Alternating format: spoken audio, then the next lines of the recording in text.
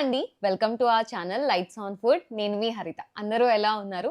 Welcome to my another vlog. ఈరోజు ఈ వ్లాగ్లో అందరికీ యూజ్ అయ్యే కొన్ని టిప్స్ అయితే చెప్దాం అనుకుంటున్నాను. చాలా మంది కూడా డయాబెటీస్ గురించి కొన్ని టిప్స్ చెప్పండి, ఫుడ్ రెసిపీస్ చేయండి, రాకుండా ఉండాలంటే ఎలా చేయాలి అని కామెంట్స్ అయితే పెడుతూ ఉన్నారు. సో అన్నీ ఒకటే రోజు చెప్పడం కుదరదు కాబట్టి ఈ రోజు నేను మాత్రం డయాబెటీస్ రాకుండా ఉండడానికి ఎటువంటివి ఫాలో అవ్వచ్చు అనే టిప్స్ మాత్రం ఈ వీడియోలో మీకు చెప్తాను. అందరూ ఫాలో అయ్యేటివి ఫాలో అవ్వాల్సినవండి. అండ్ ఈవెన్ ఫుడ్ రెసిపీస్ కూడా ఫ్యూచర్లో చేద్దాము. డయాబెటీస్ వాళ్ళు ఎటువంటి ఫుడ్ తీసుకుంటే, ఎలా తీసుకుంటే షుగర్ కంట్రోల్లో ఉంటుంది అనేది చూద్దాము. అండ్ ఇంకొకటి, ఈ వ్లాగ్లో మనకి హౌస్ క్లీనింగ్కి చాలా ప్రొడక్ట్స్ యూజ్ చేస్తూ ఉంటాం కదా, దానికోసం ఒక ప్రోడక్ట్ అయితే యూస్ఫుల్ థింగ్ అనేది చూపిస్తాను మీకు. అండ్ ఈరోజు వ్లాగ్ అయితే స్టార్ట్ చేసేద్దాము. ఈరోజు నా బ్రేక్ఫాస్ట్లోకి ఇదిగోండి ఈ మస్క్ మెలాన్. మామూలుగా సమ్మర్లో ఎక్కువ వస్తుంది, మామూలుగా రౌండ్గా వస్తాయి మస్క్ మెలాన్స్ అంటే. ఇది మాత్రం కొంచెం దోసకాయ లాగా వస్తుంది. ఇది కిర్నీకాయ అంటాం మేమైతే. సో ఇది కూడా మనకు మస్క్ మెలాన్లో ఎటువంటి బెనిఫిట్స్ ఉంటాయో సేమ్ అటువంటి బెనిఫిట్సే ఉంటాయండి. ఎక్కువ వాటర్ కంటెంట్, ఫైబర్ ఉంటుంది. అండ్ ఇంకొకటి ఇదిగోండి చిట్టి రేగ్గాయలు. మామూలుగా పెద్ద రేగ్గాయలు వస్తాయి, చిన్న రేగ్గాయలు కూడా వస్తాయి. ఇవి స్వీట్గా ఉంటాయి, మనకి పుల్లగా ఉండవు అనమాట. సో రేగ్గాయలు అనేటివి కంపల్సరీ సీజన్ స్టార్ట్ అయితే మాత్రం రోజు తినండి, ఒక 10 కాయలన్నా తినండి. ఎందుకనంటే వాటిలో ఎక్కువ వైటమిన్ సి ఉంటుంది. యాంటీ క్యాన్సర్ ఏజెంట్స్ కానివ్వండి, యాంటీ ఇన్ఫ్లమేటరీ ఇలాంటివన్నీ ఎక్కువగా ఉంటాయన్నమాట. లివర్ హెల్త్కి, స్టమక్ హెల్త్కి అన్నిటికీ మంచిది. సో రేగ్గాయలు సీజన్ స్టార్ట్ అయితే కంపల్సరీ తినండి. నేనైతే ప్రతిరోజు తింటాను, ఉన్నన్ని రోజులు, ఎన్ని రోజులు దొరుకుతాయో అన్ని రోజులు కూడా. అండ్ ఇంకో క్వశ్చన్ అడుగుతాం మిమ్మల్ని, ఈ రేగ్గాయల్ని ఇంగ్లీష్లో ఏమంటారో కామెంట్ చేయండి. పేరు భలే తమాషాగా ఉంటుంది.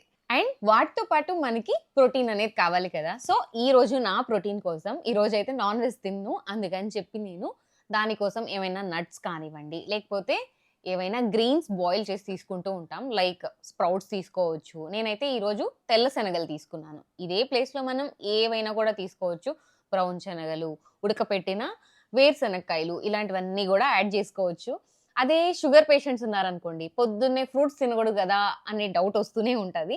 సో మామూలుగా ఫ్రూట్ షుగర్స్ అనేటివి షుగర్ లెవెల్స్ పెంచవండి. బట్ షుగర్ పేషెంట్స్ మాత్రం ఫ్రూట్స్ ప్లేస్లో వెజిటబుల్ సలాడ్ అనేది యాడ్ చేసుకోండి, అది బెటర్ అనమాట. అండ్ దాంతోపాటు ఇంకేమైనా రాగి జావా, లేకపోతే జొన్న జావా, సో అలాంటివన్నీ యాడ్ చేసుకోవచ్చు బ్రేక్ఫాస్ట్ రూపంలో.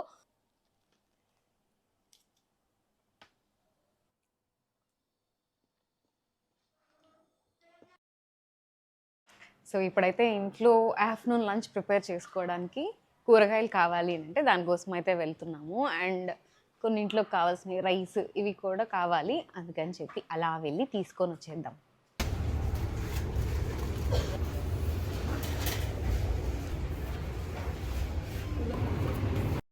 బయటికి వెళ్ళేసి వచ్చి ఫ్రెష్ అయిపోయానండి. మా అత్తమ్మ అయితే వంట చేస్తుంది. ఈ లోపల హౌస్ క్లీనింగ్కి ఒక ప్రోడక్ట్ చూపిస్తా అని చెప్పా కదా, సో ఆ ప్రోడక్ట్ గురించి అయితే చూద్దాము. నార్మల్గా అయితే మాప్ స్టిక్స్ వస్తూ ఉంటాయి, మనం వాటర్లో డిప్ చేయడం, వాటర్ పిండేసి ఆ తర్వాత మాప్ వేస్తూ ఉంటాం కదా, అలా కాకుండా సో జస్ట్ ఆన్ చేసి దాన్ని పట్టుకుంటే చాలు, అది దాని పాటికి అది క్లీన్ చేసుకుంటూ వెళ్తుంది అనమాట. మనం ఏం వాటర్లో ముంచి అవన్నీ చేయక్కర్లేదు. సో నేను తీసుకున్నది అయితే దిస్ అగారో ఎలక్ట్రికల్ మాప్ అండి. అమెజాన్ నుంచి బై చేయొచ్చు. సో ఇది ఎలా పనిచేస్తుంది, ఎలా వాడాలి అనేది ఒక చిన్న రివ్యూ అనేది ఇస్తాను. సో మనకి ప్యాడ్స్తో పాటు ఇస్తారనమాట. ఇవి మాప్ చేసే ప్యాడ్స్, క్లీనింగ్ ప్యాడ్స్ అనమాట. సో మన మెషిన్ అయితే ఇదే, దీనికి ఒక స్టాండ్ ఇస్తారు. అండ్ ఇక్కడ మనకు ఒక నాబ్ ఇచ్చారు కదా, క్యాప్.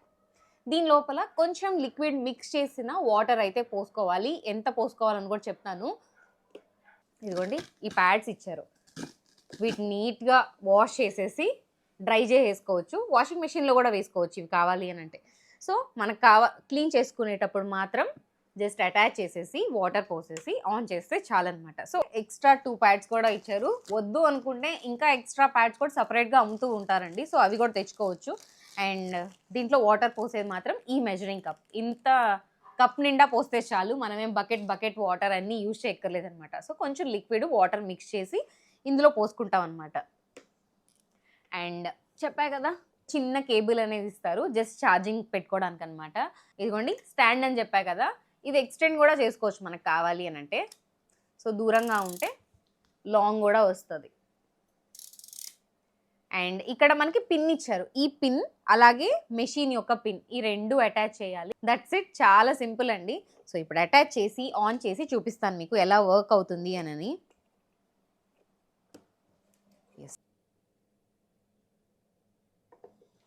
ఈ మెషిన్ ఆన్ అవ్వాలి అంటే ఇక్కడ ఒక బటన్ ఇచ్చారండి. జస్ట్ ఆన్ చేస్తే అది ఆన్ అయిపోతుంది.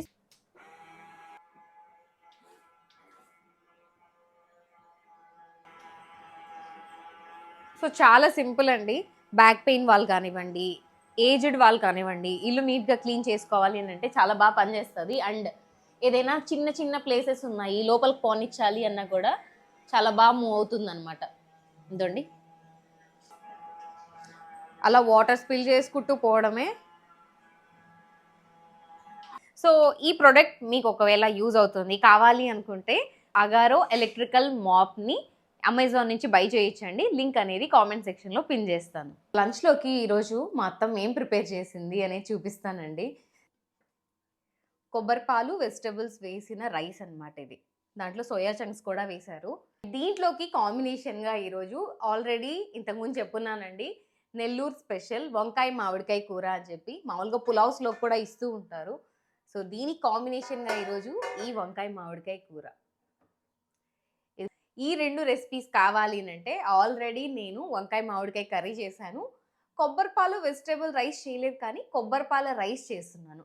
దాంట్లో వెజ్జీస్ వేసుకోవడమే. కావాలంటే చూడండి, లేదు అంటే కామెంట్ చేయండి, ఈసారి ఎప్పుడైనా రెసిపీ చేద్దాం.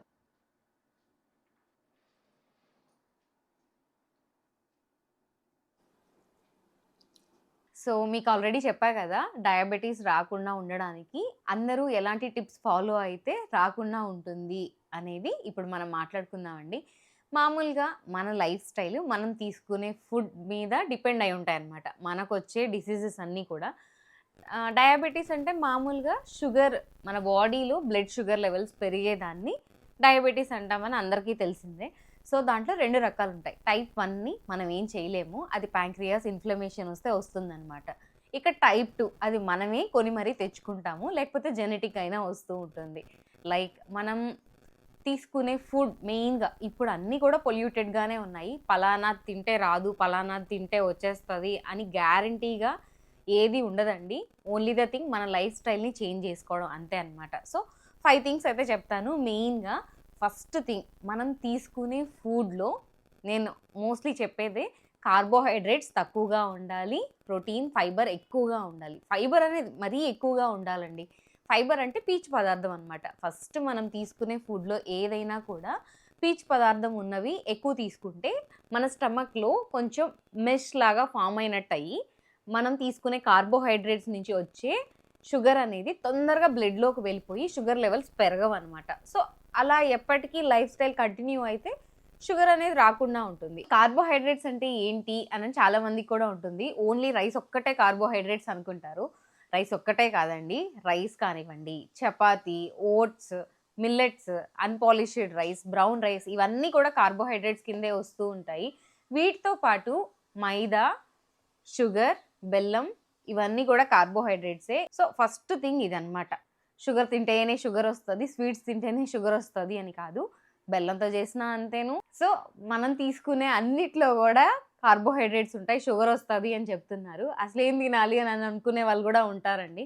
అదేం లేదు. ఇప్పుడు నేను చెప్పినవన్నీ కూడా తక్కువ మోతాదులో తీసుకోవాలి. అలాగే దానికి తోడుగా ఫస్ట్ చెప్పా కదా ఫైబర్ ఎక్కువగా తీసుకోవాలి అని చెప్పి. ఫైబర్ అనేది మనకి ఫ్రూట్స్ అండ్ వెజీస్లో ఉంటుందని కూడా చెప్పాను నేను. ఆకుకూరలు, బీన్స్ కానివ్వండి, కీరా, బెండకాయ, వీటన్నిటిలో కూడా ఫైబర్ ఉంటుంది. ఫస్ట్ పాయింట్ ఇది, బ్యాలెన్స్డ్ మీల్ అనేది ఇంపార్టెంట్. ఇక రెండోదండి స్లీప్. మన నిద్ర అనేది మెయిన్ ఇంపార్టెంట్. మన sedentary life style, stressful life style అనేది మన బాడీలో క్రేవింగ్స్ అనేది పెంచుతూ ఉంటుందన్నమాట. క్రేవింగ్ అంటే ఇప్పుడు నేను ఎక్కువ ఆలోచిస్తున్నాను, నాకు ఎక్కువ తినాలనిపిస్తుంది. ఎక్కువ తినాలి అనిపిస్తుంది అని అంటే ఏదో ఒకటి చిరుతిండ్లు తెచ్చుకొని తింటూనే ఉంటాం. సో అప్పుడు ఏం చేస్తాం, బిస్కెట్లు అని చెప్పి, చిప్స్ అని చెప్పి, ఆయిలీ ఫుడ్ కూడా మనకి డయాబెటీసే తెస్తుంది అనమాట. సో చిరుతిండ్లు తినడం వల్ల కూడా షుగర్ వస్తుంది. అందుకని అవి చాలా లిమిటెడ్గా, ఎప్పుడో రేర్గా నచ్చింది అన్నప్పుడు తినడం వేరు, డైలీ బేసిస్లో తెచ్చుకొని ఆకలేసింది కదా అని చెప్పి తినేయడం వేరనమాట. నెంబర్ 2 ఏంటి అని అంటే ఎక్కువ నిద్ర లేకుండా ఉండడం, స్ట్రెస్ఫుల్గా ఉండడం వల్ల కూడా క్రేవింగ్స్ వస్తాయి. దానివల్ల కూడా డయాబెటీస్ వస్తుంది. మూడోది, బాడీకి మనం తిన్న ఫుడ్ అరగాలి. అరగకపోతే బాడీలోనే ఉంటుందన్నమాట. ఐ మీన్ ఫ్యాట్ రూపంలో కన్వర్ట్ అయ్యి. సో అది కరగకపోయినా కూడా డయాబెటీస్ వస్తుంది. ఎలా అంటే వెయిట్ పెరుగుతాం కాబట్టి ఆ వెయిట్తో మనకి డయాబెటీస్ లింకప్ అయి ఉంటుంది. సో మన బరువుని మనం కంట్రోల్లో ఉంచుకోవాలి అని అంటే రోజులో ఒక 15-20 నిమిషాలు కంపల్సరీ ఏదో ఒక వర్కౌట్ అనేది చేయాలండి. సో నెంబర్ 4, ఈ మధ్య కాలంలో లైఫ్ స్టైల్స్ చూస్తే చాలా మంది కూడా ఆల్కహాల్, స్మోకింగ్ ఇవన్నీ అలవాటు చేసుకుంటూ ఉన్నారు. ఇవి కూడా మనకి డయాబెటీస్ వచ్చేదానికి ఛాన్సెస్ ఉంటాయి. సో ఎవరైతే అలవాటు పడి ఉంటారో వాటిని మానేయడానికి చూడండి. లేదు అంటే చాలా తగ్గించుకోవడానికి చూడండి. ఎప్పుడో రేర్గా వీక్లీ వన్స్, అది కూడా తప్పే చెప్పాలి అని అంటే కంట్రోల్ చేసుకోవాలి అని అంటే తక్కువ చేసుకుంటూ వస్తే కంట్రోల్ అవుతుందన్నమాట. సో ట్రై చేయాలి ఫస్ట్. ఫైనల్ స్టెప్ అండి, నేను ఇంతకుముందు చెప్పినట్టు షుగరు, రైస్ ఇవే కాదు, వీటితో పాటు సాల్ట్ కూడా తగ్గించి తీసుకోవాలి, ఆయిల్స్ కూడా తగ్గించి తీసుకోవాలి.